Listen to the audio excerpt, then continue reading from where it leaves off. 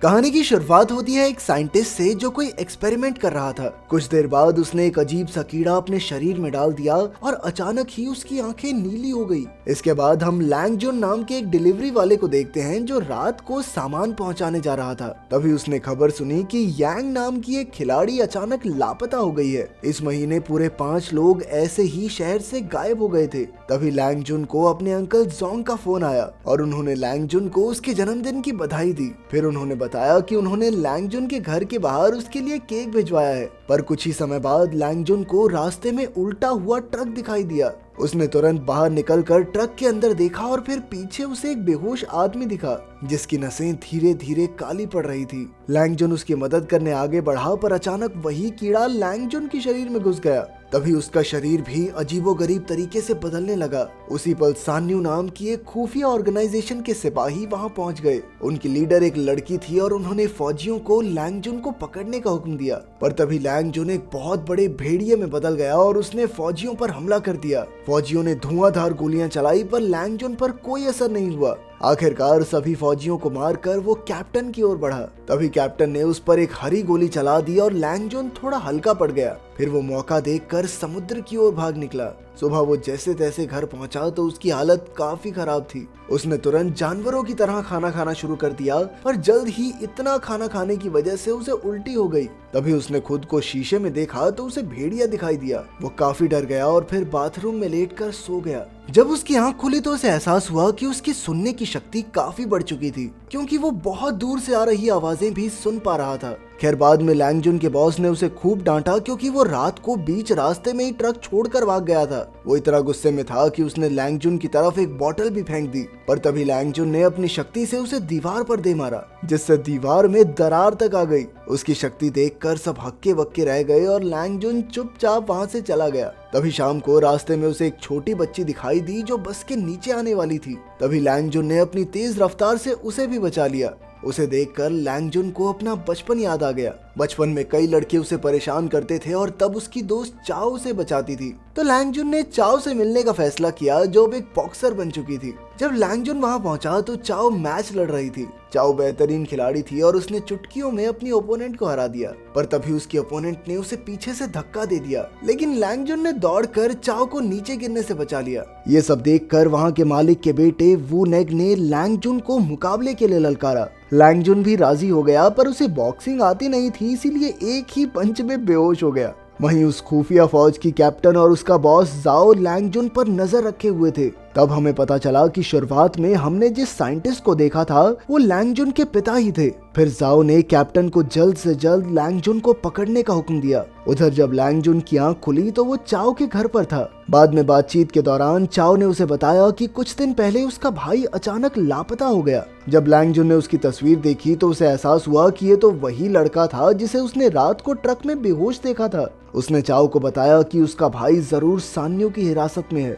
अचानक लैंग जुन को एहसास हुआ कि सान्यू गैंग के आदमी उनके घर के बाहर खड़े थे। इसीलिए वो दोनों तुरंत पीछे के रास्ते से भाग निकले और उन्होंने गुंडों की गाड़ी में ट्रैकिंग डिवाइस भी लगा दिया।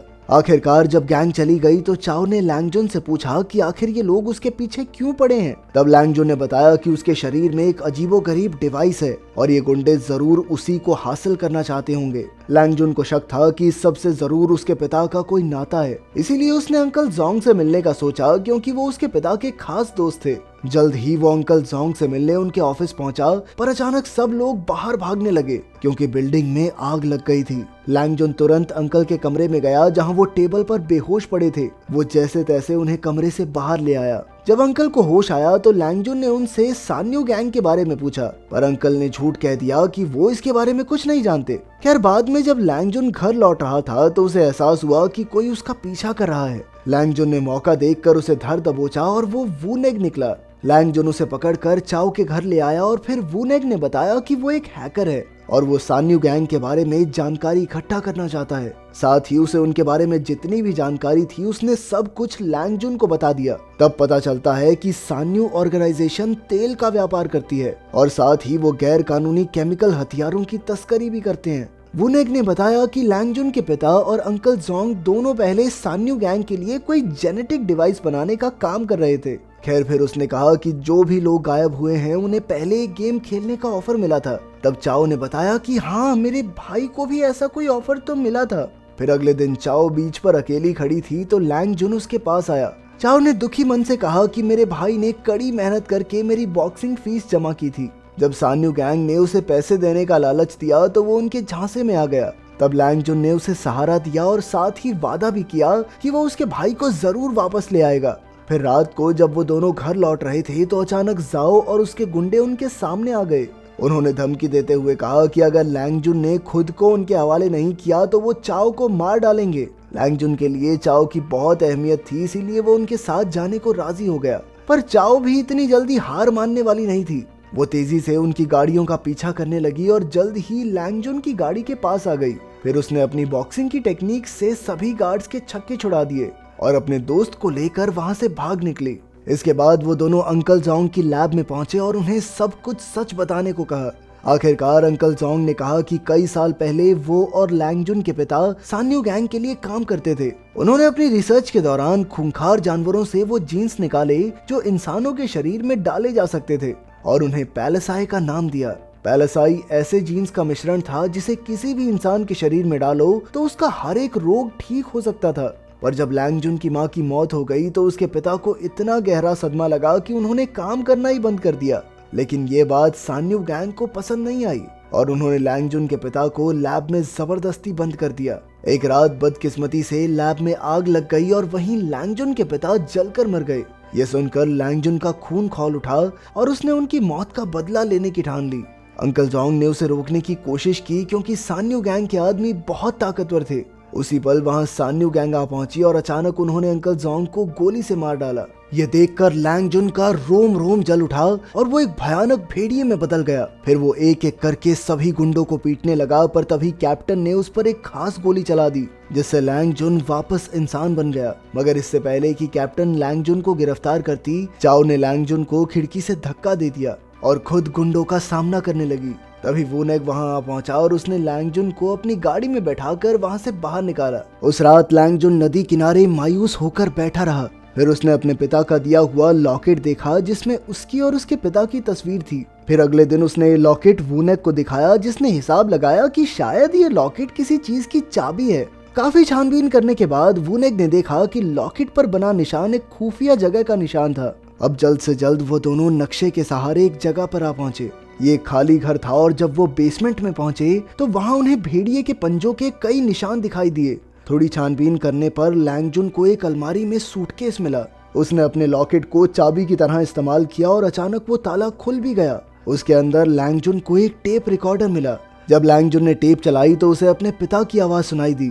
उसके पिता ने कहा कि वो लैंग जुन की मां की बीमारी ठीक करने के लिए एक खास ड्रग बना रहे हैं, पर इससे पहले कि वो सही ड्रग बनाकर लैंग जुन की मां को देते, वो अपनी बीमारी के कारण चल बसी। इसके बाद सान्यू गैंग ने उनसे वो ड्रग छीन लिया। वो लोग उसे एक खतरनाक हथियार की तरह इस्तेमाल करने लगे जिससे कि कई लोगों की जान भी चली गई। लैंग जुन के पिता ने कंपनी के गैर कानूनी काम रोकने की बहुत कोशिश की पर वो नाकामयाब रहे। खैर अंत में उन्होंने लैंग जुन को अपना अधूरा काम पूरा करने का मिशन दिया। उधर जाओ के गुंडे अंकल जोंग की लैब की तलाशी ले रहे थे कि उन्हें वही ड्रग मिल गया जो लैंग जुन के पिता ने बनाया था। जब जाओ उसे देख रहा था तो अचानक किसी ने उस पर हमला करके उसे मार डाला। वहीं दूसरी ओर लैंग जुन और वूनेग छानबीन करके सान्यू गैंग के हेडक्वार्टर्स की ओर निकल पड़े जो कि एक शिप यार्ड में था। वूनेग ने उस इलाके का नक्शा हैक करके पता लगाया कि वो एक खुफिया पैसेज के जरिए अंदर घुस सकते हैं। इधर हेडक्वार्टर्स में चाओ जेल के अंदर बस एक आम सा कैदी था। अचानक उसे दूसरे कमरे में अपने भाई की आवाज सुनाई दी।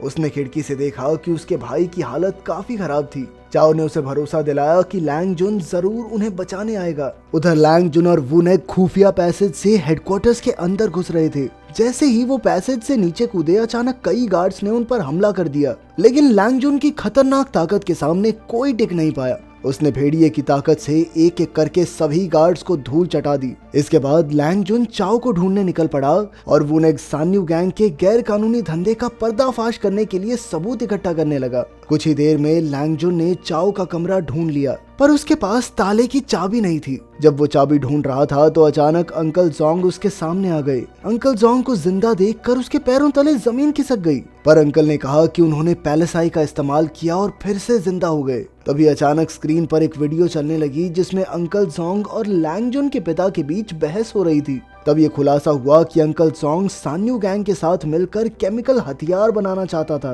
पर लैंगजुन के पिता इसके लिए राजी नहीं हुए। तब अंकल जोंग ने गुस्से में आकर लैंगजुन के पिता को कमरे में बंद करके आग जला दी। ये देखकर लैंगजुन को एहसास हुआ कि इस सब के पीछे अंकल जोंग का हाथ था। अब अंकल जोंग का पर्दाफाश हो चुका था, इसीलिए उसने भेड़िए का रूप लेकर लैंगजुन पर हमला कर दिया। तभी लैंगजुन भी भेड़िए में बदल गया और दोनों में भयंकर लड़ाई शुरू हो गई। उधर वूनेग ने ताले की चाबी ढूंढकर चाओ और उसके भाई को आजाद कर दिया। चाओ ने रोते हुए अपने भाई को गले लगा लिया और फिर उसे तुरंत भाग जाने को कहा। फिर वो खुद लैंगजुन की मदद करने निकल पड़ी। उधर अंकल जोंग भेड़िए के रूप में लैंगजुन पर भारी पड़ रहा था। तभी चाओ पीछे से उस पर कूद पड़ी और रस्सी से उसका गला घोंटने लगी। लैंगजुन ने भी मौका देखकर रस्सी खींच दी, जिससे अंकल जोंग हवा में लटक गया। फिर चाओ ने बिजली की तार उठाई और जोंग को बिजली का जोरदार झटका देकर मार डाला। अंत में हम लैंगजुन को वॉर ऑफ वेयरवुल्फ नाम की किताब पढ़ते हुए देखते हैं। तभी टीवी पर खबर आई कि सभी लापता लोग मिल गए और सान्यू गैंग के गैर कानूनी कामों का पर्दाफाश हो गया।